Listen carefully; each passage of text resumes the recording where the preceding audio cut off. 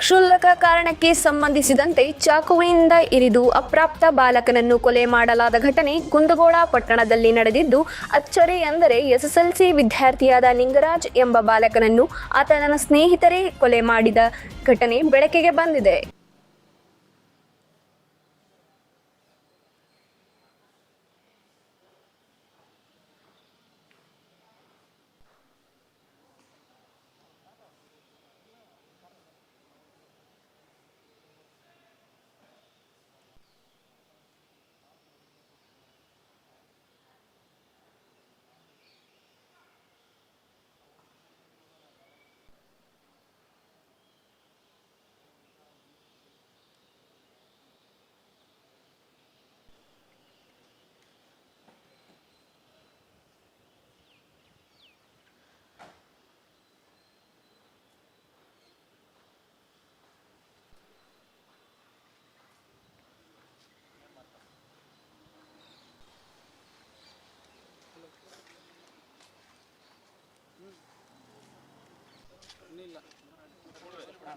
ಇನ್ನು ಈ ಪ್ರಕರಣ ಸಂಬಂಧ ಧಾರವಾಡ ಎಸ್ಪಿ ಗುಂಜನ್ ಆರ್ಯ ಪ್ರತಿಕ್ರಿಯಿಸಿದ್ದು, ಕುಂದಗೋಳ ಪಟ್ಟಣದ ಸೊಸೈಟಿ ಜಾಗದಲ್ಲಿ ನಿನ್ನೆ ಸಂಜೆ ಕೊಲೆಯಾಗಿದ್ದು, ಇನ್ನೋರ್ವ ಬಾಲಕನ ಮೇಲೆ ಹಲ್ಲೆಯಾಗಿದೆ.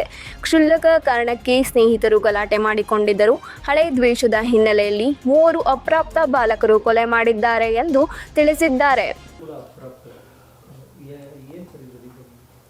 ನಿನ್ನೆ 14ನೇ ತಾರೀಕು ಸಾಯಂಕಾಲ ಸುಮಾರು 4:30 ಗಂಟೆಗೆ ಕುಂದಗೋಳ ಪಟ್ಟಣದಲ್ಲಿ ಸೊಸೈಟಿ ಹಿಂದುಗಡೆ ಒಂದು ಖಾಲಿ ಜಾಗ, ಅದರಲ್ಲಿ ಒಬ್ಬರೇ ನಿಂಗರಾಜ್ ಅಂತ ಹುಡುಗ, 16 ವರ್ಷ ಸುಮಾರು, 10th ಸ್ಟ್ಯಾಂಡರ್ಡ್ ಹುಡುಗ, ಸ್ಕೂಲ್ಗೆ ಹೋಗ್ತಾರೆ. ಅವ್ರದ್ದು ಕೊಲೆ ಆಗಿದೆ. ಮತ್ತು ಇನ್ನೊಬ್ಬರೇ ಸಂಜು ಅಂತ, ಅವ್ರ ಮೇಲೆ ಹಲ್ಲೆ ಆಗಿದೆ.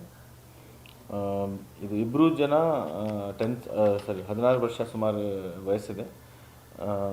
ಮತ್ತು ಈ ಕೇಸಲ್ಲಿ ನಾವು 3 ಜನ ರೌಂಡ್ ಅಪ್ ಮಾಡಿಸಿದ್ದೀವಿ.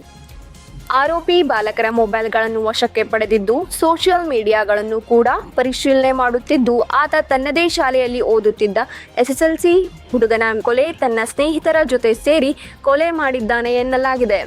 ಈ ನಡುವೆ ಕೊಲೆಯಾದ ಬಾಲಕನ ಸಂಬಂಧಿಕರು ಆಕ್ರೋಶ ವ್ಯಕ್ತಪಡಿಸಿ ಯಾವ ಕಾರಣದಿಂದ ಕೊಲೆ ಮಾಡಲಾಗಿದೆ ಎಂಬುದು ಸಂಪೂರ್ಣವಾಗಿ ತಿಳಿದು ಬರಲಿ, ಕೊಲೆ ಮಾಡಿದವರು ಬಾಲಕರು ಆಗಿದ್ದು ವಯಸ್ಸಿಗೆ ಬಂದ ಮೇಲೆ ಅವರಿಗೆ ಕಠಿಣ ಶಿಕ್ಷೆ ಆಗಬೇಕು ಎಂದು ಒತ್ತಾಯ ಮಾಡಿದರು. ನಿನ್ನೆ ಸಂಕ್ರಾಂತಿ ಹಬ್ಬ ಅಂತಂದ ಅಲ್ಲಿ ಹೋದಾಗ ಬೆಳಿಗ್ಗೆಲ್ಲ ರೆಡಿಯಾಗಿ ಹೋಗಿರ್ತಾನೆ ಸ್ಕೂಲಿಗೆ.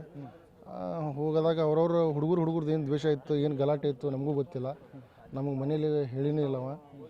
ಆದರೆ ಅಲ್ಲಿ ಹುಡುಗರೆಲ್ಲ ಹುಡುಗರು ಅವಂಗೆ ಮೋಸ ಮಾಡಿ ಅಲ್ಲಿ ಕರ್ಕೊಂಡು ಹೋಗಿ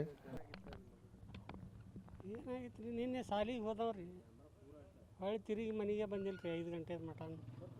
ಅಷ್ಟೊಳಗೆ ಬರಲಿಲ್ಲ ಅಂತೇಳಿ ಸರ್ಗೆ ಫೋನ್ ಹಚ್ಚಿದ್ವಿ. ಫೋನ್ ಹಚ್ಚಿದ ಕೂಡಲೇ ಹೋಗಿ ಸಾಲಿ ಬಿಟ್ಟು ಭಾಳ ತಾತ ಹೋಗ್ಯಾನ ನೋಡ್ರಿ ಅಂದ್ರೆ ಅಲ್ಲೆಲ್ಲ ಸಾಲಿ ಅಂತೇಳಿ ಹುಡುಕಾಡಿ ಬಂದ್ರಿ. ಹುಡುಕಾಡಿ ಬರ್ಕೊಡ್ದ ಅಂದ್ರೆ ಸರ್